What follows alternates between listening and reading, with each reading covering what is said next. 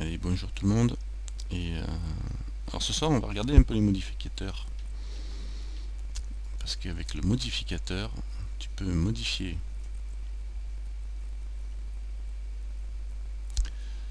et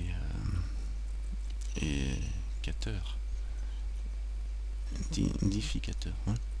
Alors processeur Nvidia haute performance, c'est parti. Et on va réduire ça, on va ouvrir ça et on va commencer par voir ce qu'il y a dans la boîte des modificateurs ou des modifieurs en anglais. Alors c'est la petite clé à molette là, vous connaissez tous. Et quand on ouvre ça, on en a plein, mais en général on s'arrête souvent aux subdivisions, on s'arrête au miroir. Bon, ça on les a vus, mais je sais pas si je vais attaquer par le array, parce que le array il est méchant quand même. Ça c'est méchant quand même, regardez tout de suite. On va se chauffer d'abord avec le bevel. Hein. Bon, ça c'est des UV projets, tout ça. Bon, ça j'en parle même pas pour l'instant. Je vais vous parler plutôt de ceux qui s'occupent de... Voilà, ceux qui s'occupent de... oui.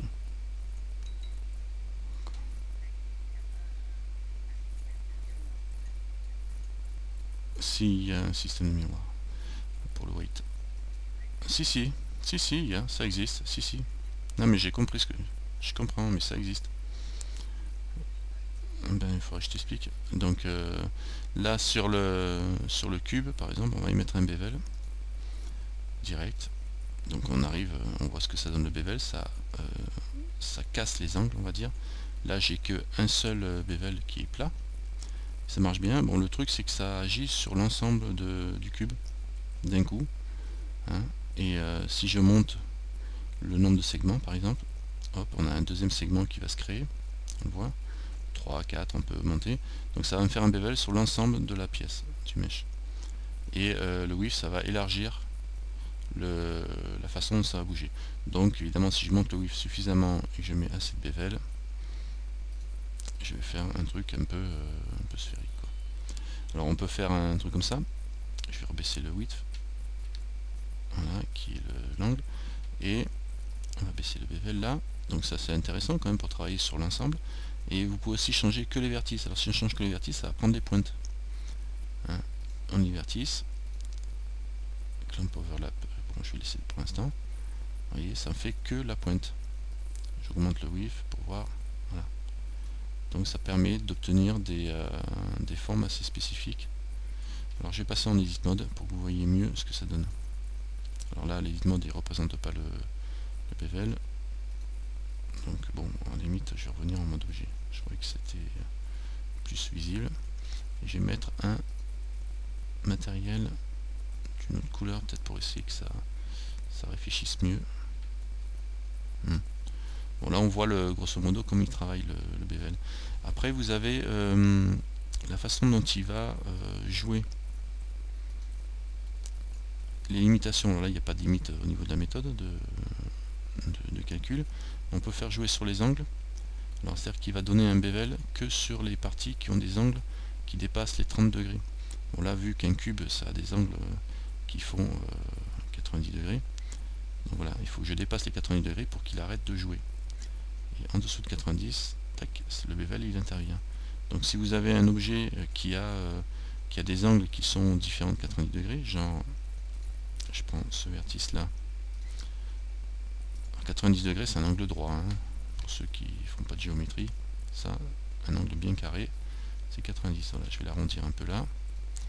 Voilà, donc on voit que là tout de suite le bevel intervient. D'ailleurs on voit le résultat du bevel. Il intervient sur les angles qui sont inférieurs à 90 degrés. Ici. Donc si je baisse, voilà, là j'ai cassé. Et plus je descends en angle, plus ça va me faire de bevel. Donc à fond je descends. Voilà, et là on peut avoir on peut choisir certaines zones à chanfreiner, quoi, et pas d'autres en fonction de l'angle de la pièce. D'accord. Après ça c'est le weight. Alors ça c'est en fonction du poids. Le weight il se définit ici. Voilà, le weight c'est ce qu'on appelle un poids, on va dire, c'est une valeur, et il se définit sur un edge. Donc il faut deux vertices sélectionnés. Et là on a le bevel weight ici. Donc là il est à 0, donc il n'a aucun bevel de défini. Mais si sur cet edge là j'augmente le bevel, il va pouvoir intervenir plus ou moins. Voilà. Donc on peut être assez précis avec ce modificateur, hein, avec le weight. C'est-à-dire que là je définis que cet angle, que cette arête là, et je lui mets du weight à 1. D'accord. Tu essaies de le faire en même temps? Vas-y.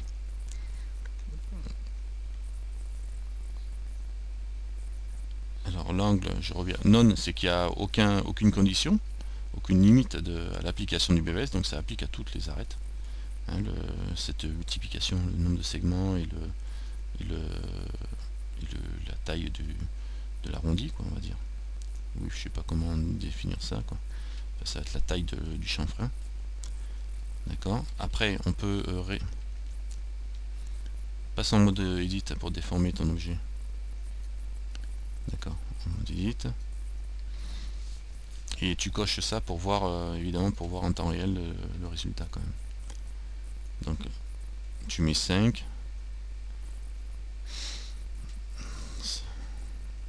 Par exemple. Et puis, tu augmentes toi petit à petit et tu vois ce que ça donne. Alors, non, c'est aucune limitation. De toute façon, normalement, quand tu mets non, ça doit chanfreiner tous tes angles, toutes tes arêtes. C'est bon? Tu l'as? Oui. Alors, une fois que tu as ça, après, tu peux voir les limitations. Tu peux aussi seulement les vertices. Et ça te fera que les pointes. Ça va te raboter que les pointes. D'accord, ça d'accord. Alors, je reviens sur les angles. Et après, on peut définir la limitation en fonction des angles. En fonction de l'angle, si tu voilà, de l'angle que forment tes arêtes. C'est-à-dire que ça va, tout ce qui est... Ben oui, mais il faut que ton angle, il faut descendre assez bas. Comment ça tu bouges l'angle? Tu bouges la valeur de l'angle, c'est ça? Et parce que ta valeur de l'angle... Ben, parce que tu as déjà une valeur basse à 30. C'est-à-dire que tout ce qui est au-dessus de 30 degrés va être chanfreiné. Donc là, comme par défaut, tout est au-dessus de 30 degrés, ça chanfreine. Et dès que tu commences à monter, là par exemple à 60 degrés, j'ai une partie qui est encore au-dessus de 60 degrés, là, tout ce qui est en angle droit, mais ce qui est là, c'est pas en 60 degrés, donc ça ne chanfreine pas. Donc tu peux mettre une limite avec l'angle, ici. Tu peux aussi mettre une limite avec le poids. Le poids, si tu définis, tu prends des arêtes, alors tu le mets en mode edge si tu veux, tu sélectionnes une arête, ou deux arêtes, ou trois arêtes, enfin même pas, tu en sélectionnes une d'abord, et tu peux lui mettre un poids à ton arête. Par exemple celle-là, je vais lui mettre 0,5. Et en fonction du poids de ton arête, tu vas obtenir un bevel différent. Je vais mettre 0,5 ici. Par exemple, l'autre arête, celle-là, je la prends et je vais lui mettre un 0 au-dessus, un 0,7. Voilà, tu peux mettre des arêtes avec des valeurs différentes. 0,9, et puis là, tu mets du 0, tu mets du 1. Donc tu vas de à fond à un peu moins. Mais comme il garde toujours le même nombre de cuts, de segments, tu vas garder du quad. Hein, les trucs vont continuer bien comme il faut et ta structure sera encore bonne. Bon, sauf que si tu mets pas de cut, si tu fais par exemple ici sur cette arête là, je la laisse à 0. Là ici, j'ai un arrondi qui va se faire ici. Évidemment, cette face là, c'est un hingone, hein, il n'y a pas de quad. Vu que évidemment, il y a toutes ces arrivées de face qui vont arriver sur une facette normale. Donc il va tirer des triangles en travers à mon avis. Enfin bon. Comme là on voit un peu les surfaces qui commencent à tirer un peu bizarrement. Donc voilà, tu as le weight pour changer l'application. Et après vertex group, ben là c'est voilà, tu sélectionnes, il faut avoir fait un vertex group. Donc là, vu qu'il n'y a pas de vertex group sélectionné, créé du moins, il fait tout. Et sinon si tu sélectionnes par exemple, on va prendre cette face là avec shift, celle-là, celle-là, celle-là et celle-là, ces trois vertices là, même tiens celui-là, avec les quatre, enfin ces 5 vertices, je vais créer un groupe dans lequel je vais rentrer ces 5 vertices. Pour créer un groupe, je fais CTRL G. Ici, ça va me demander CTRL G, ça va me demander d'assigner un groupe directement. Ou alors je fais ici à côté de la clé, dans le data, et j'ai vertex group ici, je fais un plus. Ça me crée un nouveau groupe et je peux faire assigner. Donc le groupe, je l'appelle Toto. Je fais assign, comme ça, ça assigne mes vertices qui sont sélectionnés à ce groupe Toto. Et là, Alors voilà, tu assignes à ton groupe Toto. Après tu reviens au modificateur et là tu dis fais-moi le bevel que sur le groupe Toto. Et ça change rien. Bevel, normalement c'est une limite ça. Nom de groupe de vertice. Hein, valeur Toto. Bon ben normalement ça va être bon ça. Pourquoi ça me fait rien? Only vertice, non. Ah si je mets only vertice, oui, parce que là les vertices, regarde. Only vertice il m'a bien pris que ceux qui étaient dans le groupe Toto. Mais si je me mets en clamp, il aurait dû le faire aussi là. Enfin en mode normal, il aurait dû le faire aussi. Alors si je passe en mode objet. En mode objet. Only vertice. Bon bah là, apparemment sur cette version là, il tient pas compte des vertex. Il fait que sur les vertices assignés. Bon, ce qui est pas très gênant vu qu'on peut sur les arêtes on peut. Oui, ça compense par rapport au weight. Le weight il travaille sur les arêtes lui, donc on peut les manipuler séparément en jouant sur le weight pour les arêtes. Pour les vertices on ne pouvait pas le faire séparément, donc là on peut le faire en assignant des groupes. Par contre on peut en faire qu'un là, mais si je fais un deuxième par exemple, je peux très bien rajouter juste un deuxième avec un deuxième bevel quoi. Si je fais copie là, copie ça va me dupliquer le truc, sauf que je peux très bien dire que ce coup-ci je vais créer un deuxième groupe avec ces autres arêtes là, celui-là et celui-là. Je vais faire CTRL G pour le coup, assign to new group, donc ça me fait un deuxième groupe. Lui j'ai appelé assigné au deuxième groupe qui s'appelle groupe, et par contre je vais marquer et là il n'a pas l'air de bouger pour le coup, pour le deuxième. Wait, on y vertice. Ah bah ça c'est marrant, là ce coup-ci ça marche sur les arêtes. Ça me le fait sur l'arête j'ai l'impression. Non. Si ça me le fait sur l'arête là, je rêve pas. Faut augmenter bien le. Faut augmenter bien le truc mais. Ouais là c'est. Je comprends pas pourquoi ça joue pas plus que ça. Normalement ça aurait dû jouer mieux que ça. Ça aurait dû jouer mieux que ça. Bon, enfin bon, ça c'est un petit détail, cette histoire de groupe, je pense que ça va être... le only vertice, ça marchait bien pour le premier, pour le second, ça c'est un petit peu moins bien. Apply, machin, j'ai pas de... J'aurais bien aimé avoir les deux ensemble. Alors, est-ce que l'angle, ça marchera quand même? Angle, d'accord, l'angle, ça marche. Le deuxième. Et le weight, sur le deuxième, est-ce que ça va marcher? Si je garde ces arêtes sélectionnées, et je mets du weight, ouais, ça marche.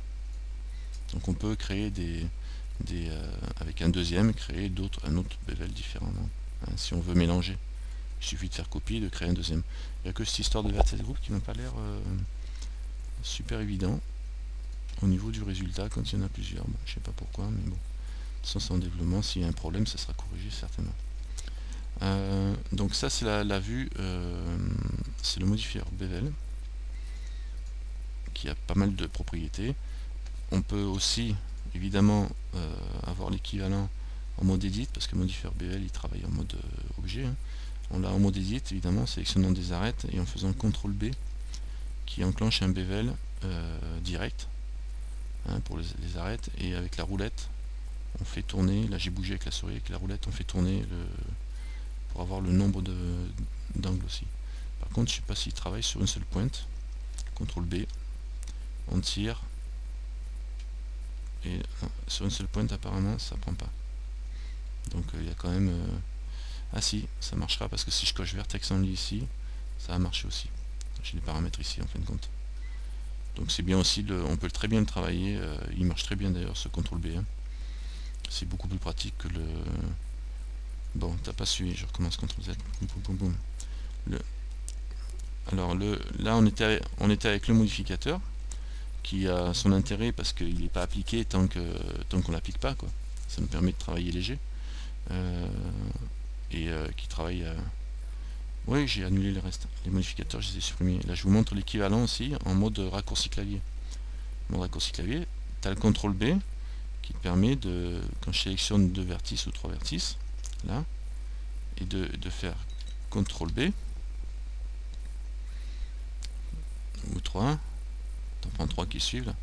Tu fais un CTRL B et tu bouges ta souris. Et tu tires la souris. Et tu tires ta souris. Rien que pour commencer. Ici, ça fait... Tire ta souris. Bon, de toute façon, tu sélectionnes 3 vertices. Tu fais CTRL B et tu cliques, par exemple. Et là, tu as les valeurs sur le côté. Si tu bouges pas, c'est pas grave. Tu cliques, tu as tes valeurs sur... Tu as les segments et l'offset ici sur le côté, à gauche. À gauche en bas. Chaque fois que tu fais un nouveau raccourci, tu as les valeurs du modificateur que tu utilises qui sont là. Ainsi, normalement, il doit marcher. Là, tu as l'offset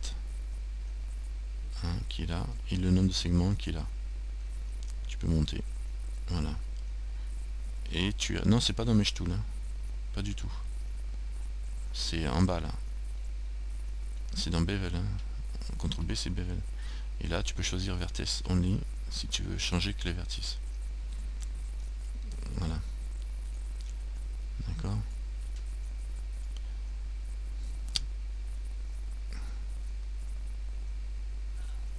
Ça y est, tu y arrives. Bon, là, normalement, tu vois, une fois que tu as fait un CTRL B, si tu veux pas bouger, tu cliques pour valider ton CTRL B, et puis tu vois les valeurs ici. Et là, ça te donne l'offset et le nombre de segments que tu peux changer. Et si tu cliques Vertex Only, si tu vas voir la pointe seulement. Comme l'autre. D'accord. Et bien là, tu as le nombre de segments et l'offset. Tu as 3 paramètres. Vas-y, essaye. D'accord. Bon.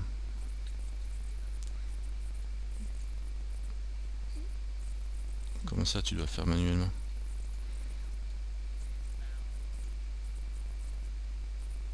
Ah, alors attends. Alors, le raccourci CTRL B. Quand tu sélectionnes ton... Ouais, peut-être que... Quand tu sélectionnes ton edge, tu sélectionnes un edge, tu fais CTRL B et tu bouges ta souris. Je te parle pas de la molette de la souris. Hein. Je te parle de bouger ta souris seulement, pour l'instant. Est-ce que... Bon, ça marche, ça te le fait l'élargissement là. D'accord. Une fois que tu bouges ta souris, que tu mets un certain angle après, tu fais tourner ta roulette de souris pour augmenter le nombre d'arêtes. Et ça marche pas chez toi? Bon, d'accord. D'accord, ok. Alors c'est parce que tu es sur Mac et que ça marche pas avec Mac.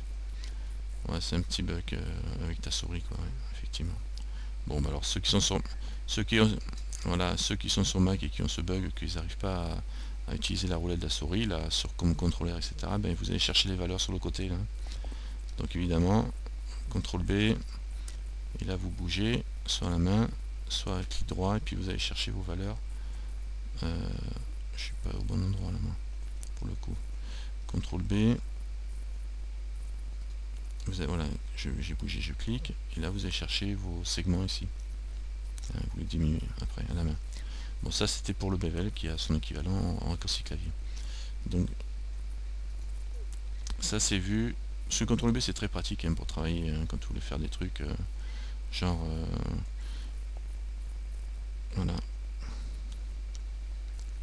Hein, genre le petit exercice qui est bien sympa, tu vois, c'est quand tu fais nouveau, reload, là, tu pars d'un cube, je vais juste te montrer ça, tu fais edit mode et tu passes en mode face et tu sélectionnes même pas en mode face, tu prends en mode vertice, tu sélectionnes un vertice en haut et tu supprimes X vertice.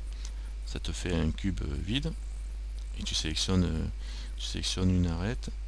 Alors celui-là, celui-là, 2 arêtes et 3 arêtes. Et là tu fais un CTRL B. CTRL B et tu tires. Et tu montes. Coucou. Et là tu te retrouves avec un truc arrondi. D'accord? Coucou là. Voilà, ça c'est un exercice assez simple à voir. Ah ouais, c'est super propre, ouais. Ça travaille bien, ça fait du beau travail très rapidement. Donc voilà. C'est aussi bien pratique, bah ça va bien et toi? C'est bien pratique quand on sélectionne là, CTRL B, je tire là, j'ai qu'un seul vertice, hop, je le valide, je prends vertex only, et ça va me permettre de changer ici. Ça fait pas tellement un arrondi parce que j'ai qu'un seul. Si je veux faire un arrondi, il faut que je sélectionne ça, ça, ça et ça. CTRL B. Hop. Je sais même pas si je vais arriver à faire ça comme ça. Oh, ça va m'étonner que j'arrive à faire quoi que ce soit là. À mon avis, il faut sélectionner juste l'arrête là. Et CTRL B. Ben non, même pas, j'ai même pas arrivé à faire quoi que ce soit là. Non. Non, parce qu'il faut que les arêtes elles soient. Donc il faut prendre celle-là. Il faudrait prendre celle-là et celle-là. Si je veux l'arrondir. Mais c'est parce que je vois pas ce que je fais là. Voilà. Celle-là, celle-là et celle-là. Normalement un CTRL B là-dessus. Ça devrait le faire. Et ça le fait pas. Bon ben c'est que l'arête elle est pas assez marquée. Ici pour l'arrondir. CTRL B là. Si je change, non ça change rien. Il faut se mettre en vertex, je suis bête moi. En vertex on dit il faut se mettre. Si je veux casser l'angle. Faut que je prenne celui-là. Voilà, juste ce vertice là, comme ça j'ai les deux vertices au bout. Un CTRL B. Et là je mets vertex only, comme ça je casse les angles. 4, 3. Et là on peut arrondir. Un peu. Comme ça, et là je peux augmenter. Je sais pas si ça va changer grand chose augmenter, mais on peut arrondir l'angle. Ouais. Ouais. Ça aurait été bien de pouvoir l'arrondir un peu mieux que ça. Parce que là c'est pas sélectionné, donc je clique. Je n'ai plus qu'à resélectionner l'ensemble. Celui-là, celui-là, celui-là et celui-là. Et là je refais un CTRL B avec les vertex only. Et je casse. Je comprends pas ce qu'il me fait là. Pourquoi ça passe pas? C'est bizarre que ça passe pas là. Ah non, j'ai pas encore le vertex only enclenché. Hop, CTRL B. Vertex only, voilà. Et je diminue ça. Celui-là surtout. Voilà. Voilà, par contre ça se passe mal au niveau du travail. Il n'a pas trop aimé le. Donc c'est pas une solution faite pour tout. Mais bon. Quand il y a des surfaces, ça marche bien. Sur la bordure comme ça, c'est un peu casse-gueule apparemment. J'ai dû en sélectionner un peu trop ou pas assez, donc du coup ils se croisent. Ils se croisent un peu trop là. Ouais, 0,4. Ouais, c'est la façon dont il travaille là. Voilà, c'est parce que j'en ai eu beaucoup. Là c'est bon. Là. On les voit les vertices, c'est comme ils sont rajoutés. Ouais, ça peut être pas mal quand même pour travailler, mais bon. Et ça arrondit, c'est ça qui est bien. Donc, il faut y aller doucement. Il faut faire des racines carrées à chaque fois, ça doit être 0,41. La racine carrée de 2, c'est ça fait combien? Racine carrée de 2. Je sais plus. Je crois que ça va faire du 0,41, ça va être ça, ouais. Puisqu'on divise par 2 à chaque fois. Voilà. Avec du 2 là. Donc ça fait un arrondi. Ouais. Ça peut être pas mal quand même hein, à utiliser. Genre, pour faire ça à la main, ben, c'est un petit peu embêtant quoi. On peut se casser un peu la tête. À moins de générer des points et les bouger. Ou utiliser une fonction de cercle. Et après de l'ajuster de façon à ce que ça tombe bien. Là c'est pas trop mal. Ouais, si tu mets bien la racine carré de 2, fais voir, c'est ça. Calculatrice. J'ai les racines là-dessus. Alors, si je tape 2, racine carrée. 1, 41, 42. Ouais, mais tu vois, c'est ça, ça correspond à ça. Ça ferait 1, 41, 4 exactement. Ce qui est un peu logique quand même que ce soit une racine carrée de 2. 1, 41, 4 et on arrive sur la valeur pile pour la deuxième génération. Enfin bon. Donc voilà pour l'utilisation du CTRL B avec le bevel. Tu nous as rejoint, Luna? Ça va. D'accord. Donc on a juste regardé ça qui était intéressant. Après je refais un new, je reviens là-dessus. Voilà. Et on va aller regarder qu'est-ce qu'il y a d'autre comme modificateur à regarder. Le boolean on a déjà regardé. Le build, j'ai pas trop envie d'en parler du build parce que je me suis pas trop servi. Oui, ça dépend de quoi tu parles. Oui, j'ai vu ton Père Noël. J'ai vu, mais je l'ai reçu, ouais, il est bien. Il est bien. D'ailleurs, le Père Noël, il faudra m'envoyer votre version. Il faudra m'envoyer votre version de Père Noël. Qu'on fasse une exposition. Donc voilà. Donc on va regarder maintenant, tiens. Bon, l'Edge Split, on avait déjà vu aussi, ça permettait de casser les ombrages. Masque, c'est pour faire des masques, c'est plus... j'ai pas envie d'en parler là. Multi-résolution, qu'est-ce qu'il faut... Ouais, multi-résolution, bon, c'est un peu l'équivalent de subdivision surface, sauf que ça sert beaucoup quand on est en mode sculpt. Donc, comme j'ai pas encore parlé du mode sculpt, je crois que j'en parlerai avec, vu que ça va avec. Le remesh modifier qui est assez intéressant. Tiens, c'est un... alors là, ça c'est assez intéressant. Le screw, le skin, on a déjà vu dans les derniers. Le solidify, je vais vous montrer le solidify quand même. Subdivision surface et triangulate. Bon, alors on va faire le solidify parce que ça sera plus rapidement fait. D'accord. Alors solidify, c'est fait pour mettre de l'épaisseur à un objet. C'est ça, on connaît. Je vais vous montrer en mode edit tout de suite. Je sélectionne ça. Non, je sais pas ce qui est dessus encore. Je sélectionne ça, je fais supprime. Voilà, je reviens sur mon cube avec un vertice qui a sauté. 3 faces. Je veux lui donner de l'épaisseur à cette surface. Donc justement c'est assez complexe à faire si on veut le faire à la main. Enfin c'est pas complexe, c'est un peu long. C'est-à-dire qu'on est obligé de...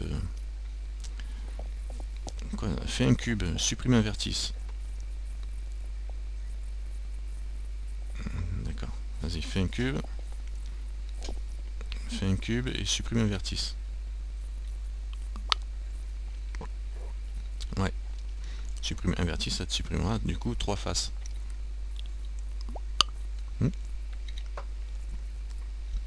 Donc là, si je voulais donner de l'épaisseur à mes murs, c'est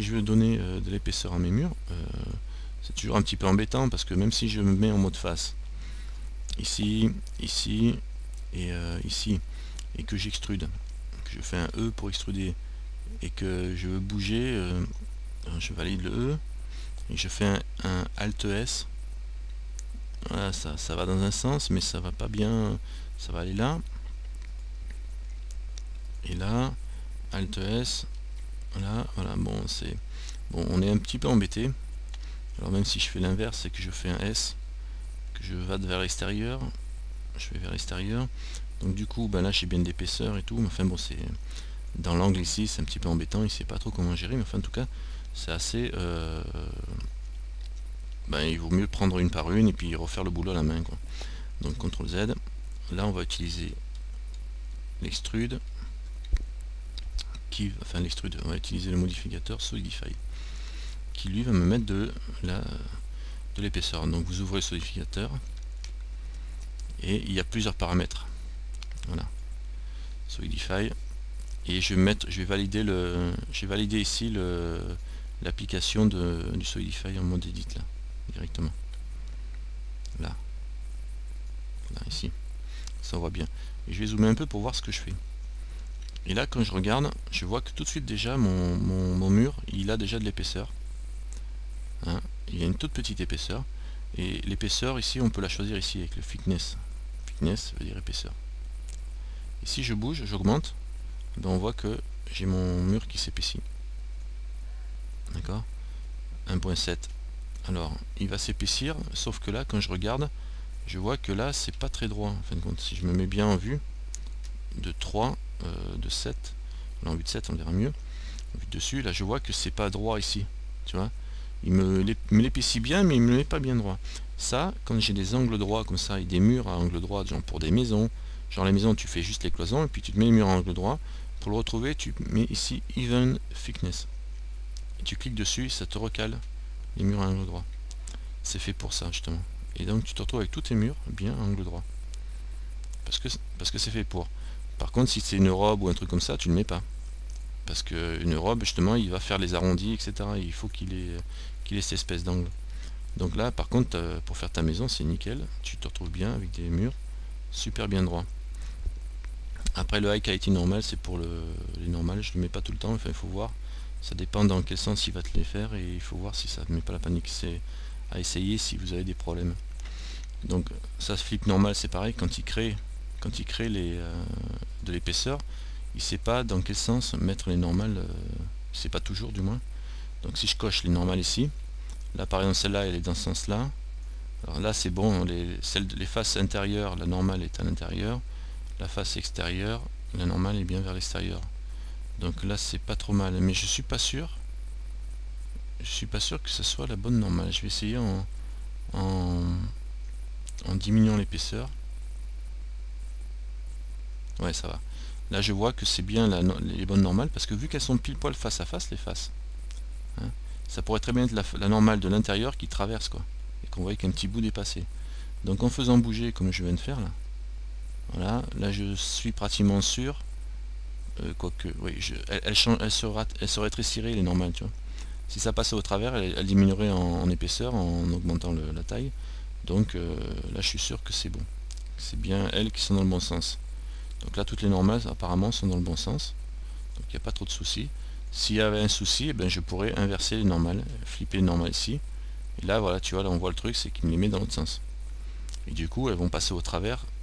Si mon épaisseur est fine, ça va faire ce que je disais tout à l'heure. Mais quand on regarde bien, justement, les faces, elles sont pas tout à fait en face, donc les centres des faces sont pas tout à fait en face, c'est normal vu qu'il y a de l'épaisseur. Donc on voit que ça sort pas du centre, là. Donc ça vous montre que c'est bien, c'est pas normal. Là, les normales, elles sont bien. Donc ça va. Ouais. Ça, oui, mais ça n'a rien à voir avec ça pour l'instant. Ouais, tu peux pas rentrer dedans dans un ciel, évidemment, il faut mettre le physique, ouais. Mais ça n'a rien à voir avec le Solidify. On verra. On verra ça plus tard. Après, le clamp.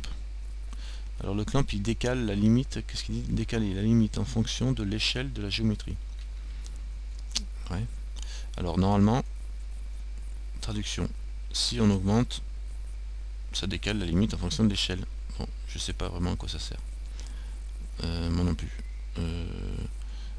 Ça décale la limite, je sais pas de quelle limite il doit parler.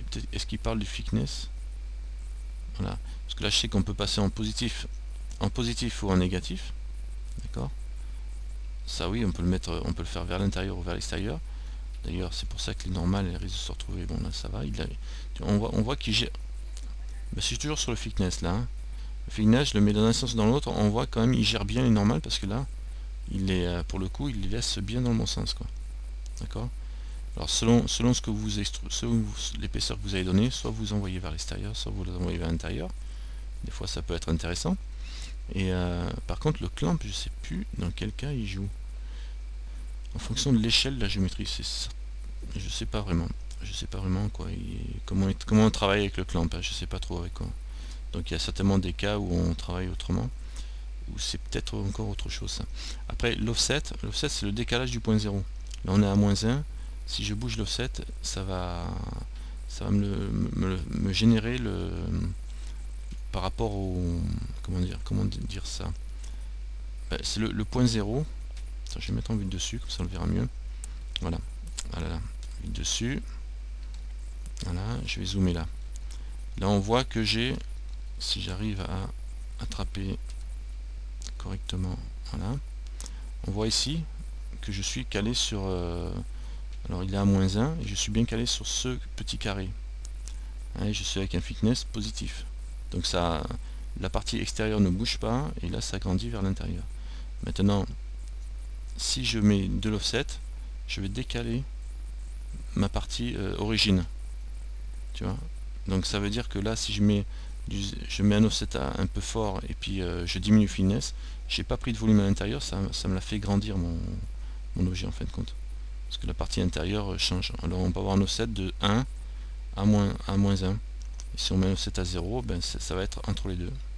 C'est-à-dire que quand on va agrandir, ben c'est les deux, ça agrandit des deux côtés à la fois, ça donne cette impression-là. Tu vois, par rapport au point 0. À 0 on est bien, et si j'agrandis en taille, ça va agrandir ça. Parce que, tout simplement, je peux me mettre en négatif ou en positif, d'accord. Donc là, avec un offset à 0, ça agrandit, c'est les deux côtés qui bougent.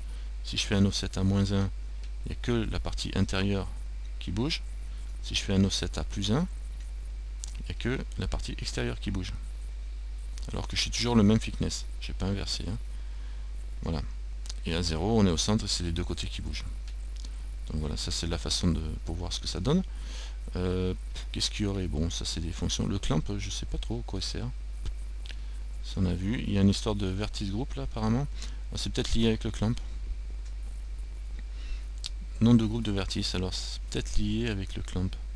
Décaler la limite en fonction de l'échelle de la géométrie. Ben, c'est le décalage de la limite, c'est certainement par rapport à l'offset ou à l'épaisseur. Là il y a une histoire de bon, et le vertice groupe, c'est pareil, ça c'est que on peut définir certainement une zone qui va être qui va jouer. Oui, c'est ça. Si je prends une face par exemple. Alors je passe, je cache, non je cache pas pour l'instant. Chez mode edit, je vais sélectionner cette face là, celle du bas, que celle du bas là, donc les 4 vertices, et je vais faire un groupe. CTRL G. New groupe. Voilà, j'ai pris les 4 vertices, j'ai mis un groupe. Et là, je vais lui dire qu'il joue que sur ce vertice groupe. Voilà. Et le clamp, à mon avis, c'est là qu'il va jouer le clamp. Ça va être les angles. Donc, quand on regarde, on voit que les autres vertex n'ont pas pris d'épaisseur. Ils n'ont pas pris d'épaisseur. Et il n'y a que sur le bas où ça joue. Le thickness, tu vois. Parce que j'ai donné un vertice groupe. Voilà. Et j'ai dit, tu me bouges que la face du bas. Et là, j'ai un angle qui est donné. Donc, il faut faire attention que si vous avez vous sélectionnez un vertice groupe et que vous mettez très fin, vous avez l'impression à la limite qu'il n'y aurait que cette partie là, mais non, en fait compte vous avez vraiment vous avez une épaisseur aussi ici. Et le clamp, je pense qu'il va jouer, non il joue pas, je pensais qu'il allait jouer sur la façon dont ça allait changer, mais bon c'est pas lui qui joue. Par contre on peut voir au niveau du crease, et c'est peut-être pas sûr qu'on le voit ici, non, le crease c'est avec autre chose. Le facteur, voilà, il est là. Le facteur, on l'a là. Tu vois, regarde. Le facteur. Par rapport au vertice groupe. Tac. Tu vois, je peux faire fin de 0. Et là, je peux régler le rendu, le penché que j'ai. Même si j'ai pas de vertice. Si j'ai pas de vertice groupe, on n'a pas le facteur qui enclenche. Tu vois, il est grisé le facteur. Quand j'ai pas le vertice groupe à enclencher. Si je mets un vertice groupe ici, ça va me donner la façon dont le plan là, l'épaisseur que je mets ici va jouer avec les autres. Donc là ça part d'un point 0, si on est à 0, ça part d'une vertice plate, enfin fine, je veux dire d'un seul edge, jusqu'à aller à l'épaisseur que j'ai donnée, il l'arrange, et je peux jouer sur ça, la façon dont ça le fait, en jouant sur le facteur. Si je vais à 1, ben, ça me met carrément, ça me reporte la valeur d'en bas ici en haut, donc ça me met de l'épaisseur.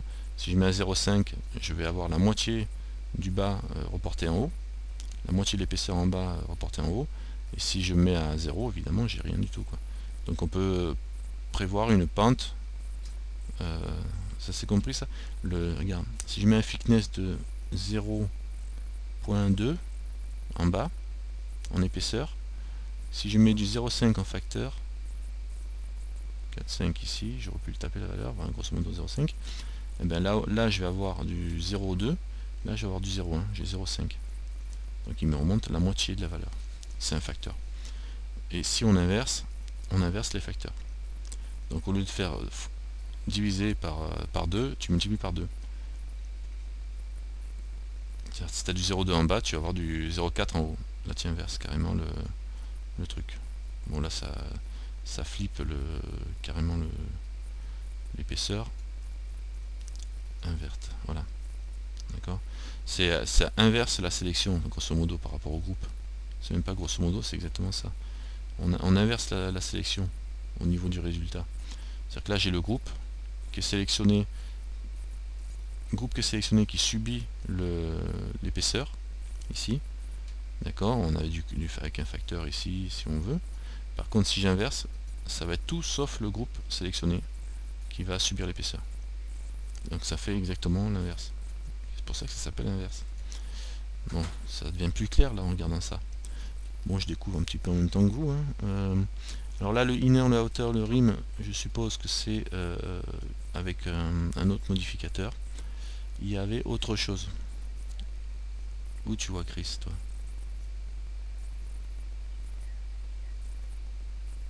Ben, mais où tu le vois Chris, toi? Moi j'ai pas de Chris. J'ai inner, groupe, clump. Ah, grise. Oh là là, j'avais pas vu. Hein, le gris justement, c'est ce qu'on va voir, c'est avec ça et ça marche avec un subdivision surface. Ça, c'est le réglage de, c'est avec le subdivision surface que ça marche ça. Voilà, c'est ce qu'on appelle un peu le min gris. Alors je vais enlever le groupe, mais sauf que ça va jouer à l'intérieur, à l'extérieur et là sur la tranche. Et donc on avait vu le facteur tout ça, donc j'enlève le groupe pour pas être embêté. L'event finesse, d'accord. Et là pour voir ces modificateurs jouer, parce que là on voit rien jouer évidemment, il faut rajouter un modificateur subdivision surface que je vais coller subsurf, je vais appliquer comme ça et je vais le mettre avant. Je le mets avant le. Je mets d'abord le subsurf et après le solidify. Ben oui, pour qu'il y ait un subsurf, appliqué et que, enfin un subsurf et après le solidify. D'accord. Donc là je peux cocher ça pour que tout soit bien visu. Et là on peut voir ce que ça va donner. Alors je vais monter un petit peu le subsurf. Je vais en mettre 2, 3. Je vais enlever la vision des normales, ça ne me cassera pas les pieds. Je vais mettre en mode edge, comme ça je verrai rien d'anormal. Bon, là on obtient ça comme forme avec le inner et la hauteur. Enfin avec le solidify, je veux dire. Maintenant si je prends le inner, c'est l'intérieur, regarde, je bouge, ça me fait rien. Hauteur, ça me fait rien. Alors qu'est-ce que j'ai fait? Even thickness, qu'est-ce que j'ai touché qu'il fallait pas? Alors le fill rim, déjà, on va parler de ça. Ça remplit la tranche. C'est-à-dire que là, elle est pleine la tranche. Si je le décoche, elle est vide. Toi, il m'a pas rempli la tranche. C'est pour remplir l'épaisseur. Ouais, t'as deux trucs, ouais. C'est pour voilà, là tu remplis l'épaisseur. Voilà, avec le fill rim. Ok. Et ça, tu dois pouvoir jouer sur quoi? Moins 15. Hop, 0. Si je enlève le fill rim, bon, il est plus actif. 1, 2, 3. Je sais pas comment ça joue ça par contre. Ouais, mais surtout. Ouais, je sais pas. Bon, je verrai. Ça doit me le décaler ça. Mais par contre, ce qui m'embête, c'est que ça joue pas au niveau de inner outer. Alors c'est peut-être parce que j'ai coché les. Non, mais c'est parce que j'ai dû cocher ça. À mon avis, voilà, tu vois, il y a ça là aussi. Là, il est au point central. Parce que je suis un offset, tu vois, on voit l'offset qui bouge là, par rapport au point central de la face. Mais je vais décoller, décocher. Voilà, comme ça je verrai mieux ce qui se passe. Ça là je vois le truc. Par contre ça normalement, ou alors non, il faut sélectionner les faces. Je suis en edit mode, donc c'est bon. Si je fais A, je sélectionne tout. Et inner. Pourquoi ça ne bouge pas? C'est bizarre ça. Il faut peut-être que je le mette après alors. Attends, je vais mettre le subsurf après le solidify. Voilà. Donc solidify en premier, subsurf en second. Voilà. Voilà, c'est ça. Là ça change. Voilà. Et là, si je prends le inner, voilà, je peux régler l'épaisseur. Voilà. Donc je reviens ici, ici. Voilà. Alors là, il faut le mettre avant le subdivision surface. Et donc là, le inner, c'est le point intérieur, c'est l'intérieur que tu peux régler une espèce de smooth au niveau de l'arête, tu vois. C'est là qu'on voit voilà, l'arête, elle est là, là. Donc on peut rapprocher carrément la bordure pour avoir une bordure plus nette ici, et ou alors on la tire pour l'avoir moins nette. ici. Tu vois, quand on met d'épaisseur, hop, on peut régler la bordure plus tranchante. Alors, si elle est à 1, elle est carrément tranchante. C'est comme le crease. C'est comme quand on met du crease avec le subsurf. Ici, là, le min crease avec le subsurf. Ça nous permet de définir ça. Et là, on reste une bordure bien arrondie et l'intérieur est dur. On peut faire la même chose aussi avec la partie extérieure. Donc on obtient la même chose. Si je pousse à 1, je vais avoir comme avec le min crease de subsurf, on va avoir une bordure bien arrondie. Et on fait pareil avec le rim aussi au centre. Le rim au centre, c'est pareil, ça peut le faire plus ou moins arrondi. Là, en l'occurrence, il va être en creux ou en bombé. Voilà, en plus ou moins dur. Tu vois, là, j'obtiens quelque chose de dur. Je vais mettre le even thickness pour avoir les angles bien droits. Quelque chose de dur et d'arrondi à l'intérieur. C'est pas mal comme forme, hein, comme on peut obtenir. Là, on a les trois paramètres. On a le rim qui est la tranche. On a le rim qui est la tranche. On a le outer qui est la bordure, les bordures extérieures. Et inner, les bordures intérieures. Si je prends le outer, bon, j'ai bougé la bordure extérieure. Je peux me mettre au plus bas. Donc ça me fait un truc comme ça. Mais la tranche, elle reste dure. Hein. Le rim, je vais arrondir là. Donc le rim, il va casser l'épaisseur de mon truc. Je casse l'épaisseur avec le rim. Je joue sur l'épaisseur avec le rim en fin de compte. Hein. Et quitte à même à le descendre bien à 0. Et après, le inner, ça va être la tranche intérieure. Ici. Donc voilà, si je pousse là, je peux faire un truc comme ça qui va être pointu. Et donc on peut bien changer. Et oui, bon là j'ai augmenté la thickness pour qu'on voit mieux ce qui se passe. Voilà, comme ça, je pousse bien la thickness. Voilà. Oui, c'est très propre, ça travaille vachement bien. Et là j'augmente, voilà, par exemple le inner à 1 à fond, et je laisse l'autre à l'extérieur, comme ça. Et le rim, je peux le baisser. Non, ouais, tu peux faire un oreiller ou des formes différentes. Tu vois, tu peux gérer ton truc comme tu veux. Hein. Après, tu peux t'empêcher. Bah non, mon avis, les gens, ils font... Exactement, tu peux faire un fauteuil si tu veux, mais mon avis, les gens, ils font... Tu t'en sers... ouais, tu peux te servir de ton truc comme tu veux. Genre là, tu peux le pousser effectivement pour faire un creux ou faire ce que tu veux, mais tu vois, on peut bien travailler, on n'a pas besoin d'utiliser un boolean là pour travailler là-dessus. Hein. Tu peux très bien attraper ça et attraper ça, une tête de... Voilà. D'accord. Cendrier. Vous faites ce que vous voulez. Hein, vous. Donc ouais, mais c'est juste... Vous voyez de quoi on est parti? On est parti juste d'un cube auquel on a supprimé une face. Hein, donc on voit déjà les formes qu'on obtient avec ce genre de truc là. On peut l'agrandir pareil. Choisir l'auteur et choisir le rim pour avoir une tranche plus ou moins encastrée. Là je suis 0,1 ou l'agrandir. Alors c'est quand même bien sympathique de travailler avec ça. D'accord, hein? Bon, ça va vous permettre de faire plein de trucs, quoi. D'accord. Et après, normalement, avec le fill quand il est enclenché, là, je pense qu'on doit pouvoir jouer maintenant. Parce qu'il n'aime pas, moins 38, je pense que c'est le point 0. Ça fait rien. Et le rim, là, normalement, je sais qu'avec les faces, les couleurs, les matériaux, ça jouait. Alors, je vais faire un test. Je vais passer ici, en face, je vais prendre lui, je vais lui mettre un matériel. Ça faisait switcher, il me semblait, un matériel, je vais le mettre en rouge.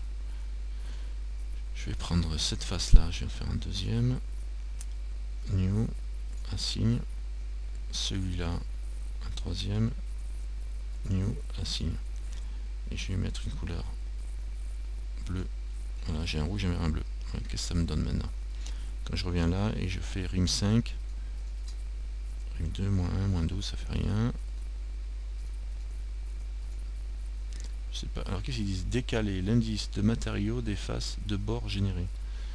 Ah bah oui, l'indice de matériaux des faces. Bah, donc apparemment 0 et 0. Voyons voir ce que ça donne. Si je sélectionne, s'il décale l'indice, ça ne fait rien. que j'ai peut-être un Solidify qui est un petit peu trop important. Un Subsurf. 3, 2, 1.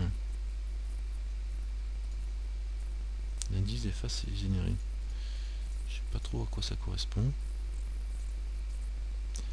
Je crois que c'est parce que j'ai créé les matériaux après que ça fait rien. Tu vois.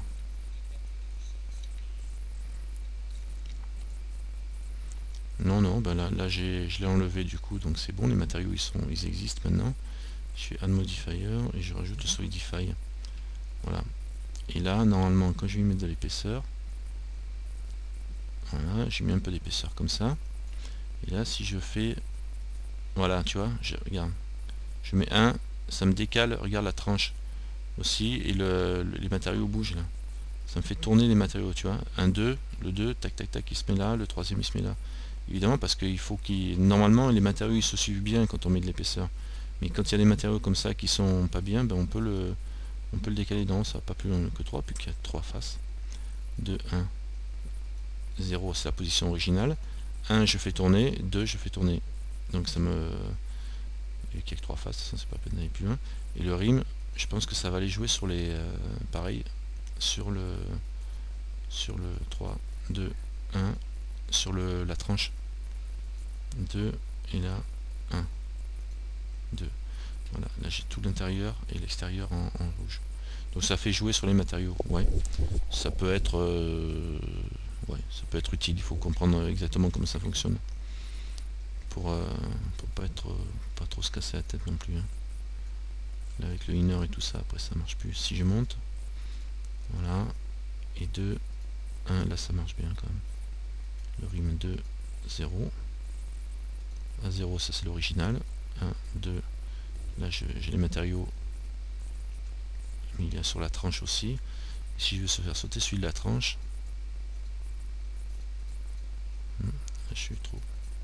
3, 2, 1, 0, moins 1, il n'y a que la tranche, et moins 2. Ouais. C'est l'épaisseur là qui m'embête. Bon, je maîtrise pas du tout ça. Ça vaut peut-être le coup de soit de regarder exactement à quoi ça sert. Bon, ça peut être utile dans certains cas. Je vois pas trop sinon. Mais bon, après autant sélectionner quand vous avez appliqué, resélectionner vos matériaux et puis vous appliquez là où il faut, quoi. Si ça pose des problèmes. Ça peut être utile dans certaines formes à mon avis de travail. Le inner là il joue pas. Pourquoi il joue pas mon inner? Event Finesse. Rim. Alors là j'ai l'impression que l'offset il est bon. Thickness, je vais mettre plus d'épaisseur. Et là ça devrait jouer. Et tu vois là il joue, il joue pas. Ah oui, c'est parce que j'ai lui enclenché. Peut-être. 0, 0. Non, il joue pas. Et pourtant le subsurf est avant. Ah, il faut que le subsurf soit après. Effectivement. Non, non, il faut que le subsurf soit après. Et là si le subsurf est après, pour le coup, ça marche plus. Non. Tu vois. Donc ça, un truc un peu encore. Mais par contre ça, on peut le jouer. On peut jouer avec. S'il est après. Par contre, si je le copie, le subsurf, et je mets un avant et un après. Le subsurf, je vais mettre à 2. Et le Solidify il est là. Et le subsurf là, je le mets à 2. Ça me fait 4. Et est-ce que ça marche maintenant? Ah ben si, ça augmente le truc. Je voulais juste vérifier ce que ça donnait. Mais apparemment, quand j'ai le subsurf pas du bon côté, le fill rim ne marche pas. Et quand je le mets de l'autre côté, pour le coup, c'est lui qui marche plus, quoi. Il marche plus quand j'ai le subsurf après, mais par contre, le inner et le outer, il marche. Ça marche. Donc à la limite, c'est plus pratique d'avoir ça que quand vous utilisez. En fait, compte ça marche plus quand il y a le subsurf enclenché, mais surtout quand le subsurf. Ouais, si le subsurf est avant, évidemment, on a ce truc là qui va pas. Donc si je fais ça, alors après ça va obliger à appliquer d'abord le Solidify avant d'appliquer le subsurf. Si vous voulez obtenir cette forme là. Tu vas obtenir cette forme là, avec un bourron autour et une creuse sec au bord. Et ben tu es obligé d'appliquer ça en mode objet. D'ailleurs en mode objet et en mode edit c'est pas pareil. T'as vu? Regarde les matériaux, les couleurs, ils changent. Peut-être qu'en mode objet là c'est mieux appliqué que mode edit. Ah allez, il marche là. Tu vois là pour le coup il marche en mode objet. Et en mode edit, est-ce qu'il bouge? Non, il bouge plus. Si je coche ça, c'était coché. Donc en fait compte pour faire fonctionner cette partie là, pour les matériaux, il faut être en mode objet. Ouais, c'est pas. Ouais. Oui, mais c'est surtout qu'en mode objet, tu vois ce que tu fais quoi. Donc là on va laisser comme ça, 0, 0. Mettre un petit peu de rime là sur le bord pour creuser, pour arrondir le. Voilà. Comme ça. Puis là tu appliques ça. Et une fois que tu as appliqué ça, c'est bon, tu as ton objet qui est fait quoi. Avec ses vertices comme il faut. D'accord? Ça peut. Donc il faut bien le mettre après. Tu mets le subsurf après après l'épaisseur quoi. D'accord? Comme ça on n'est pas embêté. Pensez à ces histoires d'ordre d'objets parce que c'est vrai que ça peut poser des problèmes. Ouais, quand ça bug, enfin quand ça marche pas comme on veut, il faut penser aux ordres. Alors on avait vu ça, on a vu ça c'est important à voir le Solidify. Triangulate, bah, c'est pour trianguler vos faces. Ce qui n'y a pas vraiment d'intérêt chez nous. Je ne. Bah, disons que quand il fait le. Normalement nous quand on importe il fait le triangle. Quand on importe il triangule lui-même. Et là il peut. Tu vois si tu cliques la subdivision, la coupe là, il va faire. Normalement il coupe comme ça et il met. Quand tu fais beautify, c'est censé rendre les choses plus jolies. Ouais. Si tu coupes comme ça va être plus joli. Après trianguler, tu peux très bien. L'avantage de trianguler dans Blender et d'importer, ben, disons que ça va jouer au niveau des ombrages évidemment, vu que selon qu'il triangule, s'il coupe la face là carrée, s'il la coupe dans ce sens là, et tu vas pas avoir les mêmes effets que s'il la coupe dans un autre sens. S'il la coupe comme ça donne un autre effet. Après au niveau du rendu, au niveau des ombrages et des éclairages. Quand tu es comme ça, c'est un effet différent. Quand tu triangules, tu peux très bien. Si tu le fais toi, c'est pas l'importeur qui va le faire. Tu vois, si tu génères toi-même tes faces, tes triangles, eh ben, elles seront faites et il les touchera pas. Alors que au moins tu contrôles. Si tu veux pas t'embêter, tu le laisses faire lui-même et puis il fera sa sauce. Tu contrôles pas. Donc là tu peux. Ben peut-être. Non. Ça changera pas avec la distance. Non, c'est juste le rendu de la lumière. Tu vois bien que la réflexion, quand tu te mets comme ça, là, tu as une zone plus foncée là et là, parce que les normales ne sont pas dans le même sens. Alors que si je suis comme ça, le rendu de la lumière est différent. Tu vois, et on aura le même problème, enfin le même rendu dans OpenSim, on va dire. D'accord. Donc tu choisis toi, en fonction de ce que tu veux obtenir, le rendu. Tu choisis toi.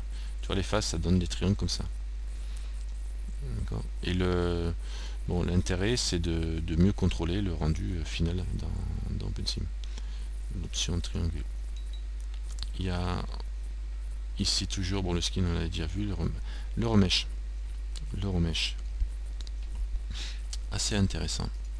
New. Et après j'arrête dessus. Le remesh, je vais prendre une sphère. Le remesh modifier. Remesh modifier. Remesh. Je vais faire une sphère. Par exemple. Une UV sphère. C'est bon quand tu as un objet qui est compliqué. Et qui permet, par exemple je vais prendre celui-là et je vais connecter, je vais le déformer, histoire de déformer comme ça, et puis là, déformer comme ça. Genre, t'as ça. T'as un objet comme ça, par exemple, je vais le subdiviser un peu, je vais faire A, et je vais lui mettre une subdivision, vite fait, surface, 2, et j'applique. Parce que je veux qu'il utilise le subsurf. Là, applique. Comme ça j'ai un arrondi. Voilà, imagine, j'ai un objet comme ça qui fait 9000 faces. 9000, ouais, 9000, 7936 faces. Donc là, je vais utiliser mon remesh.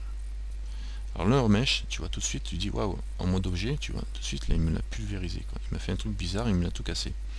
Et en fin de compte, tu as plusieurs. En fin de compte, le remesh, il va travailler, enfin, il va te retravailler le mesh, il va te refaire la forme de ton mesh. Et si tu prends, par exemple, Octree, je descends à 1, tu vois, ça me le simplifie en même temps. Je me retrouve plus qu'avec une seule face. Si je monte, je peux monter assez haut. Et là, je suis à 6.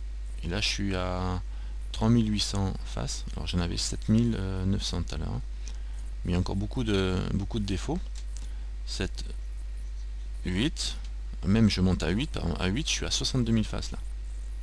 Donc, ça me c'est pas fait pour simplifier. Hein. Là, je garde la forme, sauf qu'il monte en face, le truc. Il monte en nombre de faces. Ça fait ça permet de...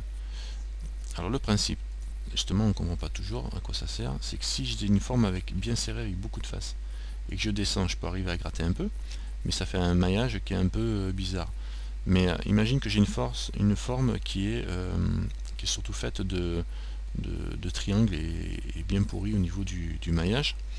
Je peux très bien venir ici, pas dire sharp, je dis bloc. Et il me refait la forme avec des blocs. À coup de blocs. Tu vois, et là je peux dire 5, 6, 7, 8. Voilà. Là j'ai beaucoup de faces, je suis à 62 000 faces. Par contre, c'était des triangles tout pourris, là j'ai bien des quads. J'ai des blocs. J'ai plein de blocs. Et ces blocs là, en fin de compte, en edit mode, toi, ça me. Bon là c'est mon mesh, il n'est pas appliqué. Mais... Voilà, là j'ai des blocs qui sont comme ça, appliqués. Et ça me fait des. Et j'ai du quad. Après si je le lisse, enfin ça peut servir à refaire une face.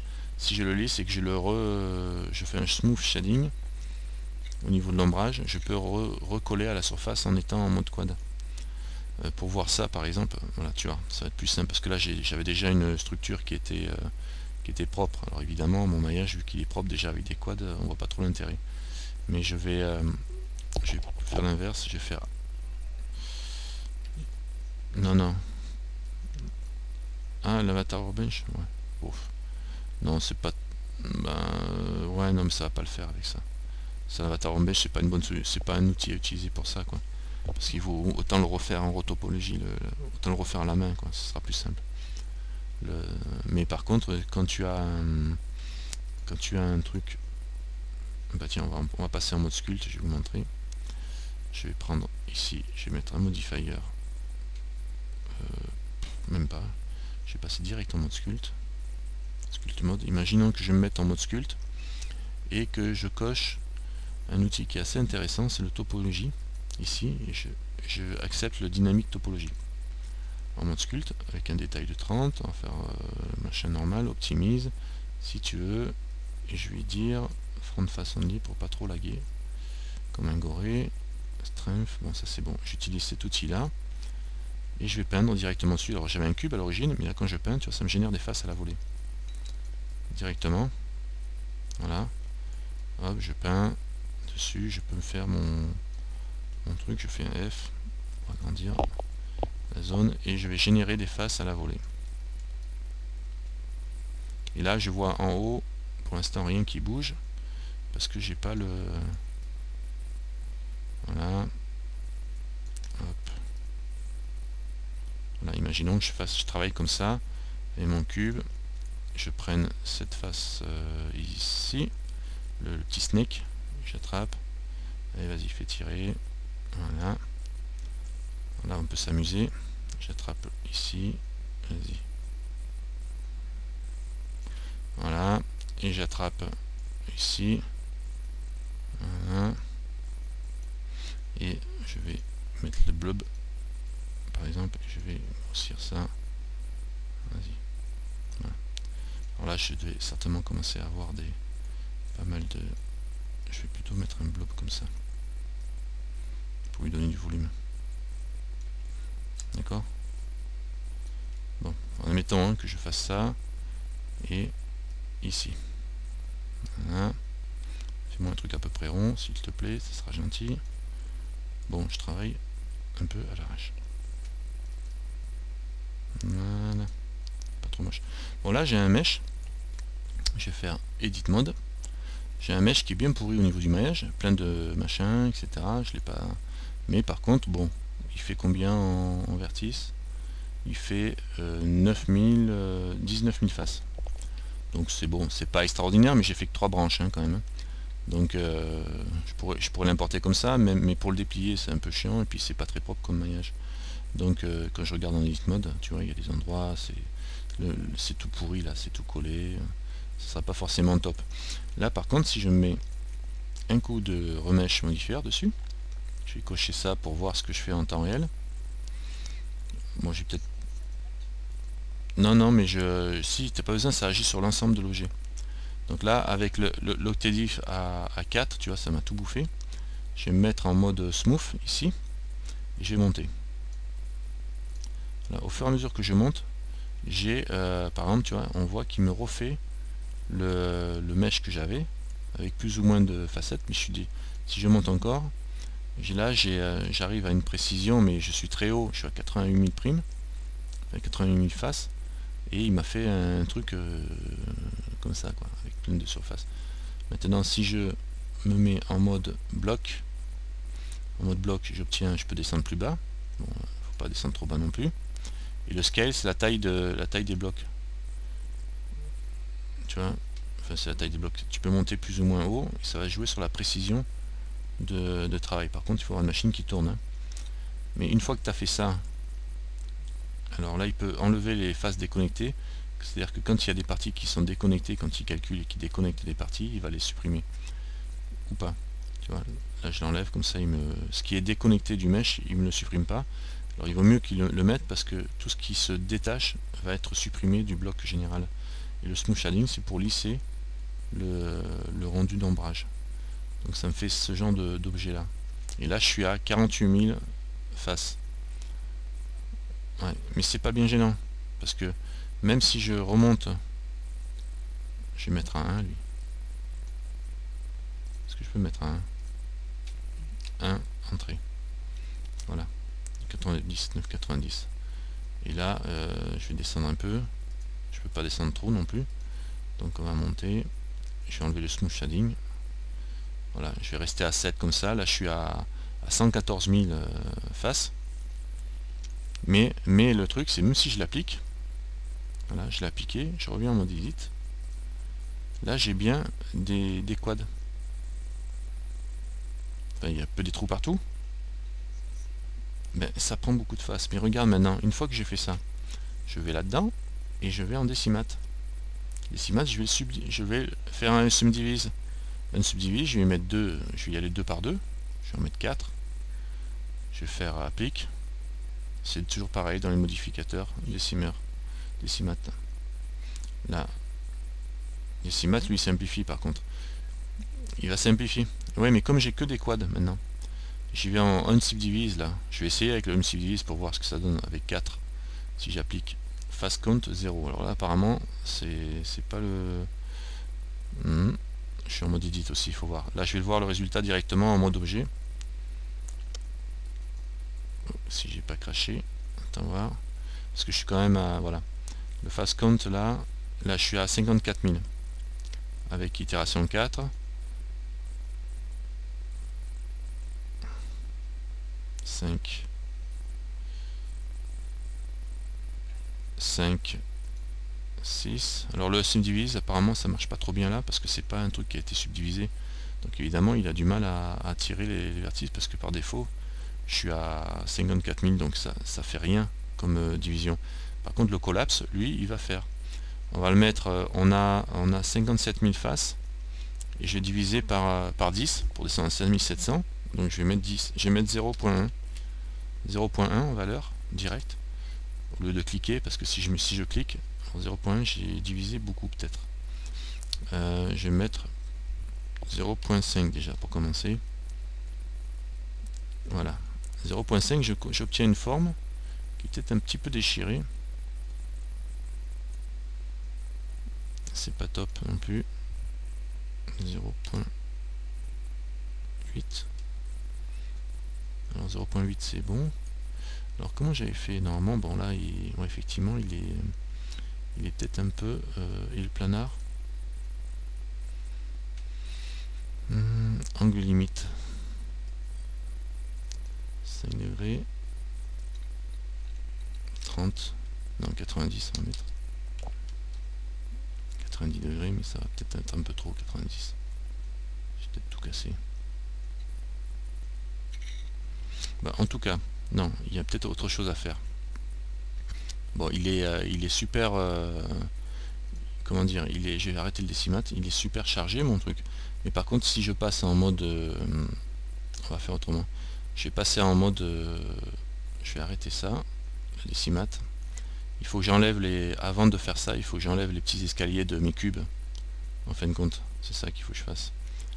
Alors je vais, déjà je vais faire un remove double et je vais faire un smooth dessus pour le lisser. Ouais, là il est parti un petit peu en cacahuète. Le coup du 90 il n'a pas aimé. Non. On va voir hein, s'il tient le choc. On va voir s'il tient le choc. Est-ce qu'il va vouloir travailler ou pas? Peut-être bien que oui, peut-être bien que non. Il vaut mieux mettre un smooth pour qu'il puisse travailler facilement. Il fait un remove double. On va voir ça tout de suite.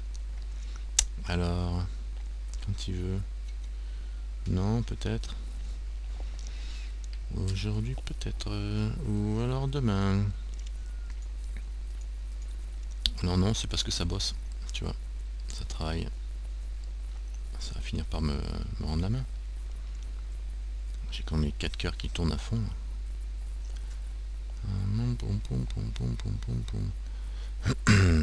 Ah, le coup du 90, il a pas aimé.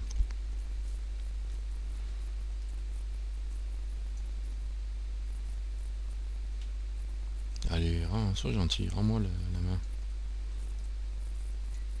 Allez. Sois pas vache. Ça bosse, hein, c'est tout. Si je le ferme, je vais tout planter encore.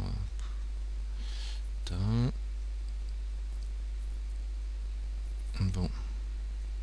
On va voir ce que ça donne. Bon, on va pas attendre 3 jours non plus. Terminé. Ça descend là, les charges. Ouais, c'est bon. Alors je relance Blender. Résoudre les problèmes de... Là. Et je vais faire File. Recover de la session. C'est pas celle-là. File. Autosave. J'en ai pas un là. On est le 15. 22h40. Ouais, super. Recover au cube. Bon, donc je reviens à mon sculpte. Non, je vais pas enregistrer. Donc on recommence. Hein. Je vais venir ici, je vais venir topologie, enable dynamique, et puis on va se faire optimise. Ah ouais, ça l'optimise c'est pas mal parce que ça permet de calculer, d'optimiser le mesh d'ailleurs. Ici, on avait dit, voilà. Je vais prendre ça, je vais faire un F plus gros. Je vais prendre ça comme ça et le dernier là-bas comme ça. Et on prend les boules, on a dit, je vais mettre grossir les boules. Voilà. Ici, pareil. Voilà, le mesh, le maillage, il est bien cassé. Et celui-là, voilà.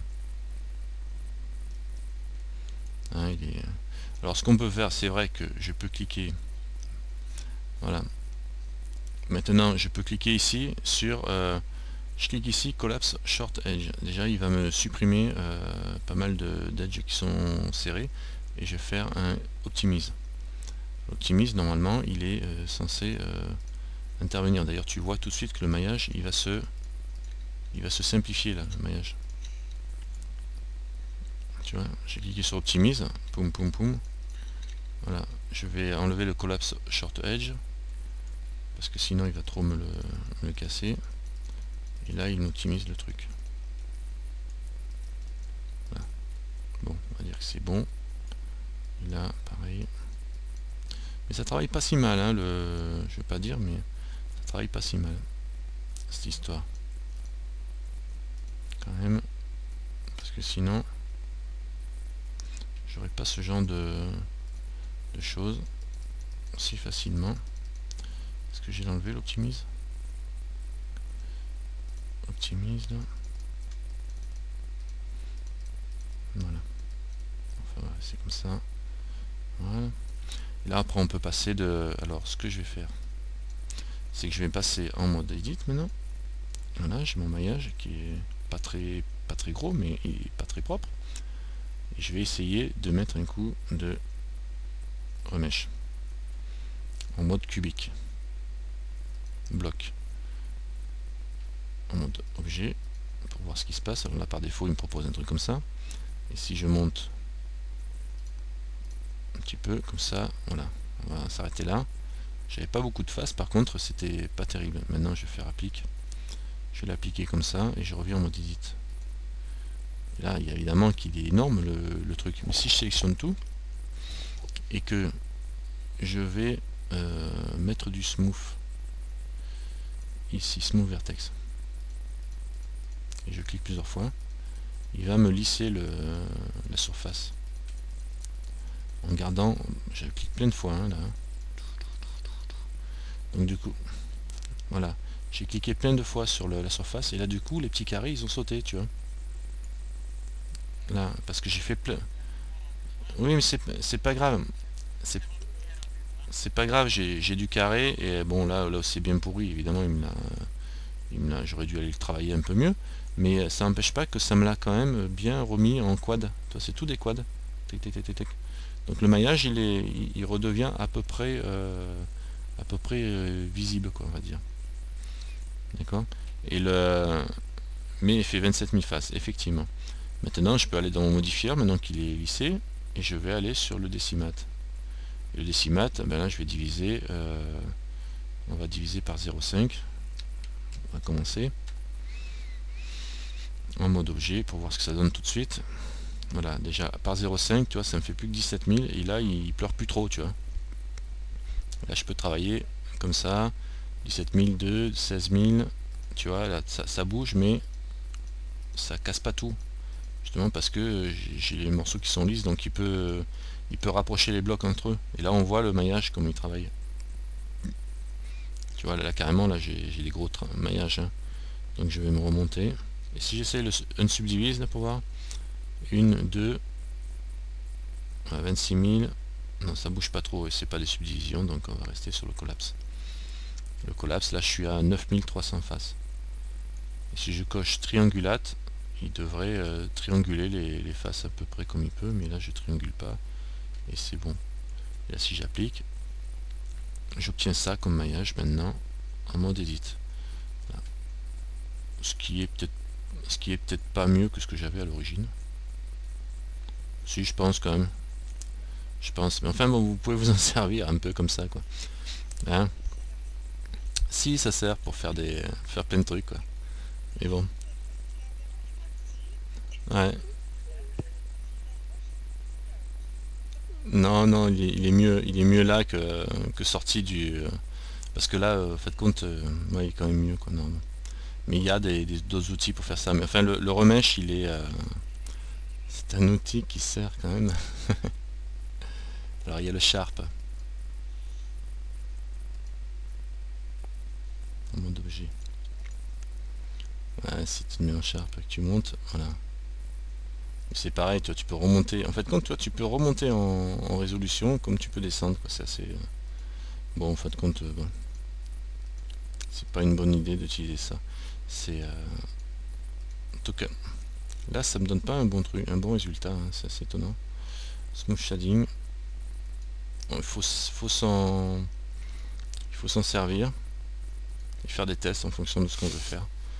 Mais bon, c'est vrai que là, c'est pas extraordinaire au niveau du rendu. J'ai déjà fait un tuto là-dessus pour montrer d'autres techniques, mais bon, là pour le coup c'est pas super. Bon, c'est pas bien grave.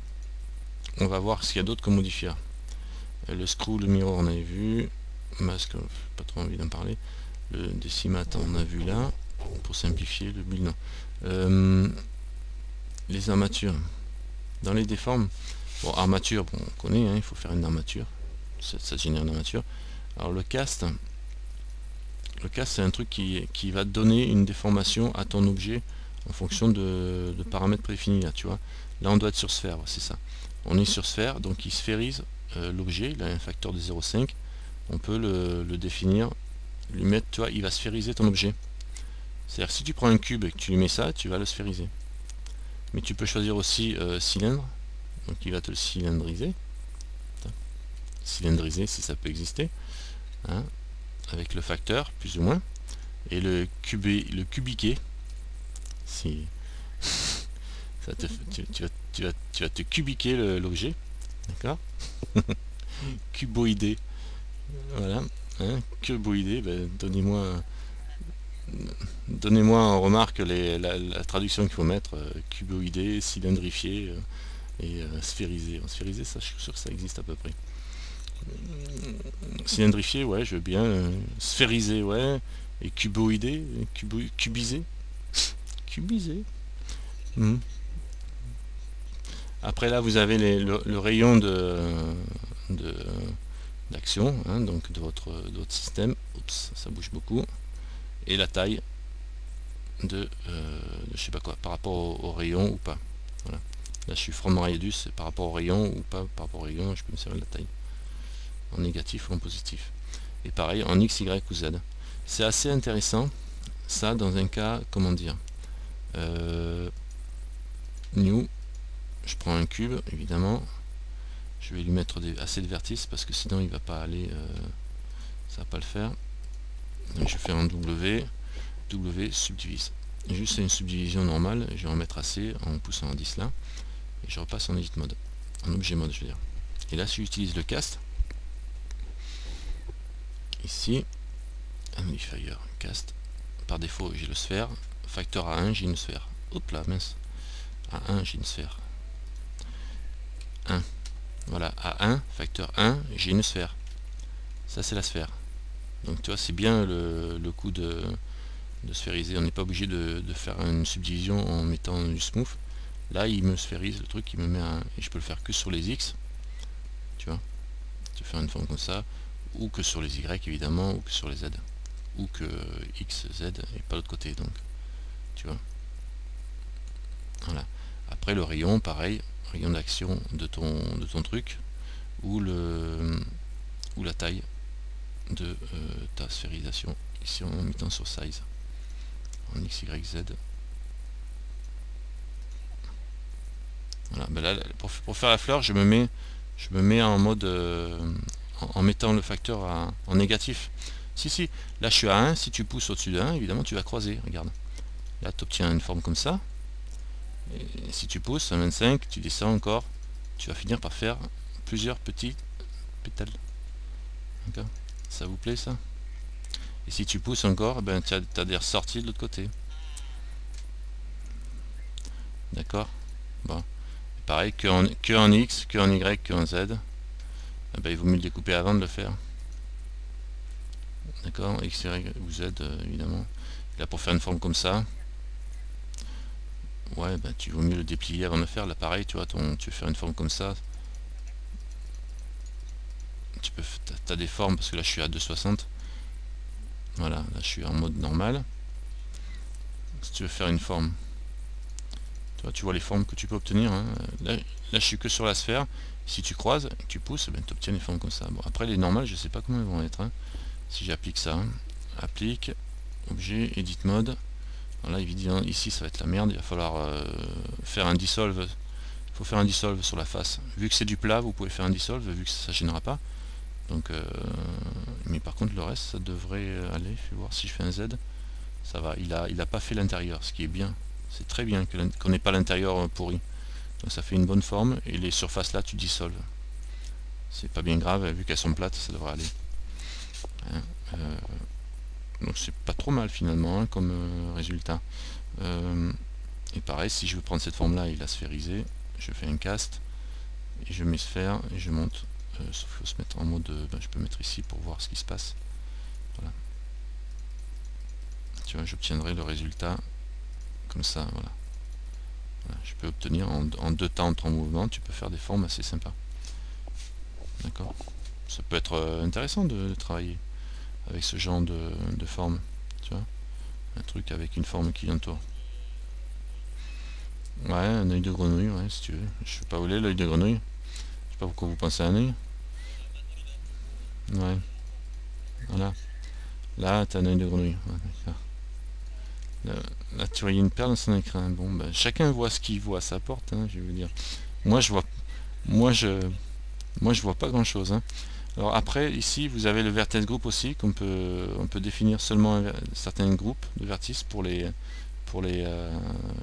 faire bouger, toujours pareil, hein.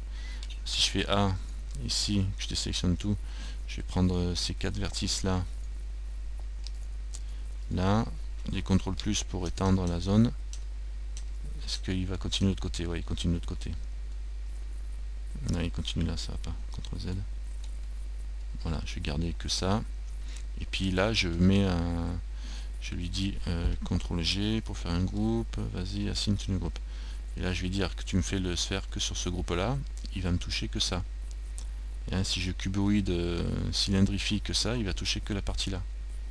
D'accord? Il n'y a que ça qui va être touché. Que ce que j'ai défini en tant que groupe. Et cuboïde, pareil. Hein?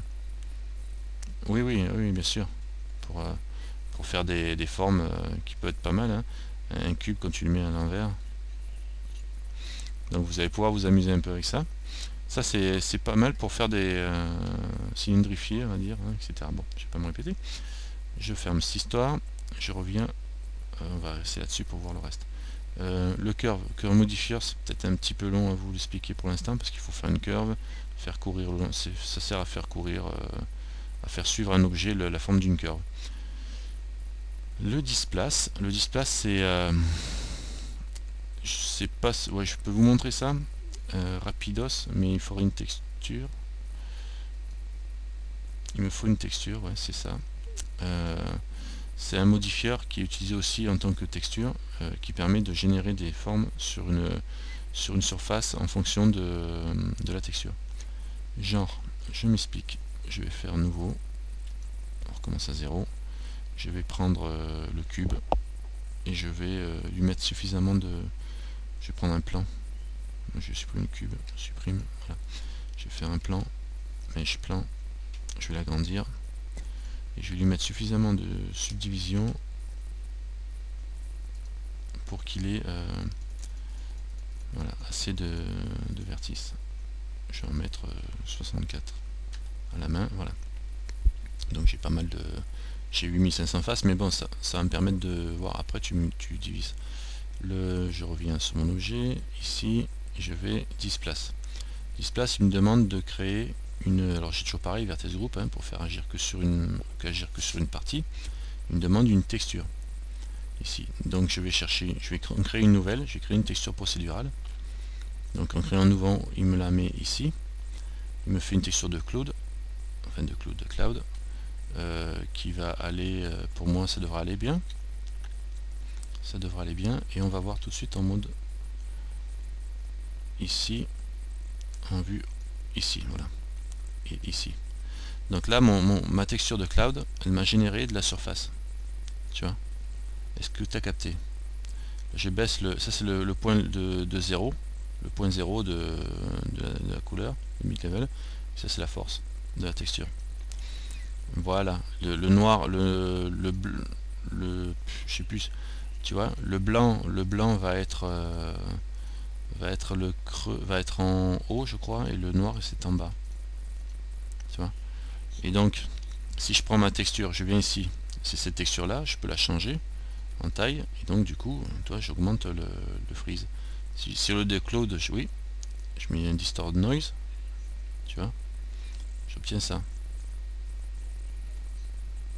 Ouais.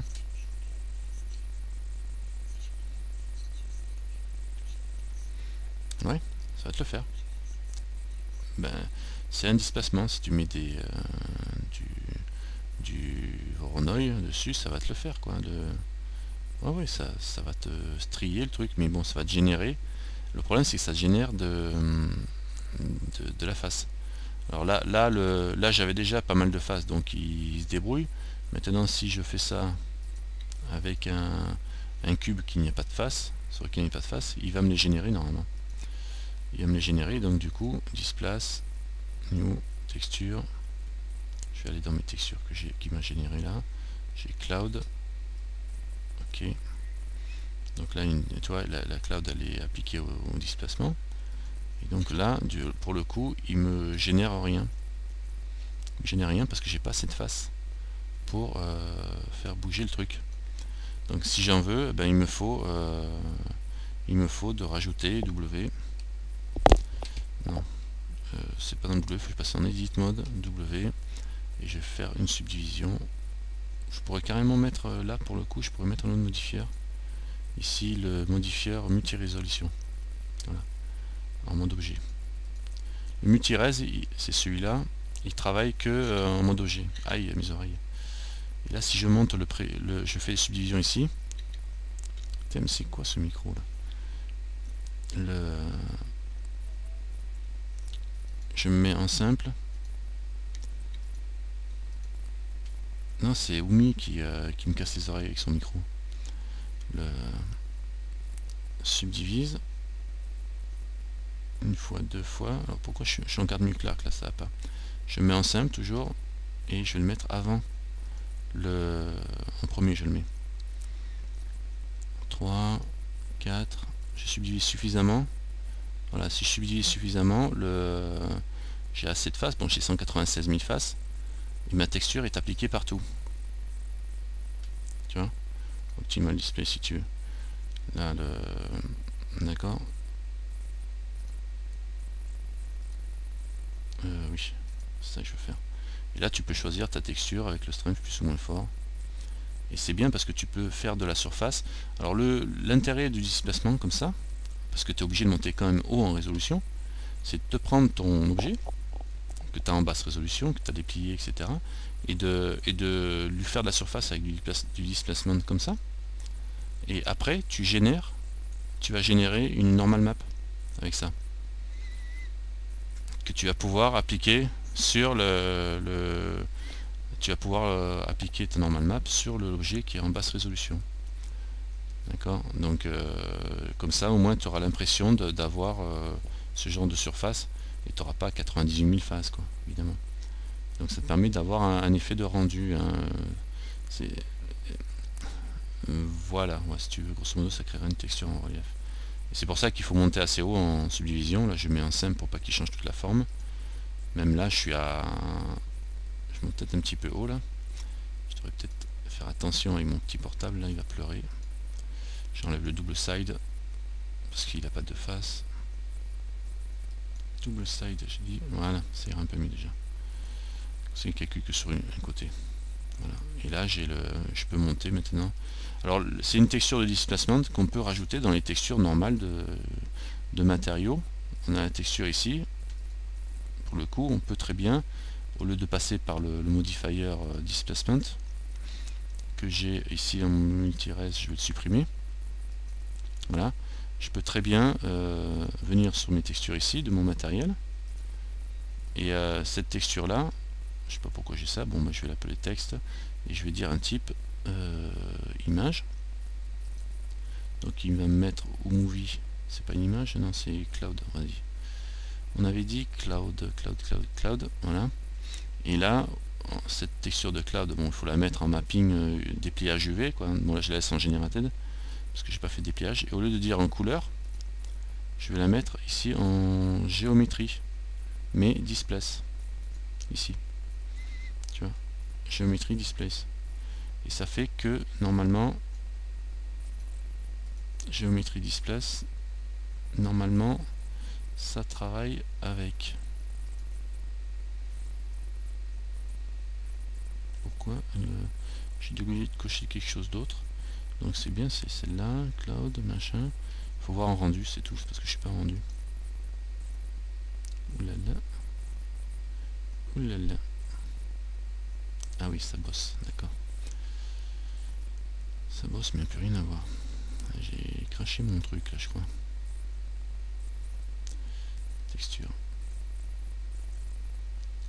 Ouais, ça fait peut-être un peu trop méchant là quand même. J'ai 3 millions, ah oui, 3 114 000 vertices, ça fait un peu trop. Là il s'est plus trop calculé quoi. Ouais, là il est parti un petit peu dans les choux. Enfin en principe la texture de displacement, on peut la mettre dans la texture, dans les listes des textures. En principe quand on fait du texturage, on le verra avec le Père Noël de toute façon. Quand on fait du texturage, on a une texture de couleur pour coloriser, une texture de displacement, donc de bump, ça dépend, et des textures de on a couleur, displacement et spéculaire en principe pour les éclairages, pour régler comme on veut les éclairages. Bon, de toute façon on verra ça plus tard. Donc grosso modo tu as les normales, les trucs de normal, de displacement, color, shading, ouais c'est ça. Ambiance occlusion, je veux dire diffuse, spéculaire et la géométrie. Donc on peut avoir quatre types d'images que l'on va mettre et avec ça on va jouer. La diffusion c'est pour la couleur, spécularité, géométrie et shading. Donc avec ça on fait son matériel complet quoi. Bon, je vais arrêter ça. De toute façon l'idéal c'est d'utiliser encore lui là, qui me fait un boulot correct.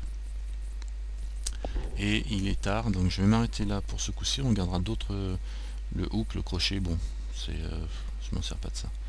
La patience smooth, c'est pour lisser, mais avec des formules de calcul comme le smooth que j'ai cliqué tout à l'heure. Je m'en sers pas spécialement non plus. Le lattice, c'est pas mal. Mesh déforme, c'est un peu le même genre. Le shrink wrap, on a déjà vu, c'est pour coller à des robes, etc., coller à des objets. Et les déformations simples, pareil aussi, qui sont un peu comme le cast, mais avec d'autres déformations. Et le smooth qui est utile, qui correspond au lapin. Enfin, il y en a encore pas mal à voir hein, en petits modifieurs. On verra d'autres. Bon là je vais finir par cracher mon truc avec des hautes résolutions comme ça. Et fermer le programme. Ouais, 3 millions. Le ray, oui, le ray, je pense que le ray, ça demande.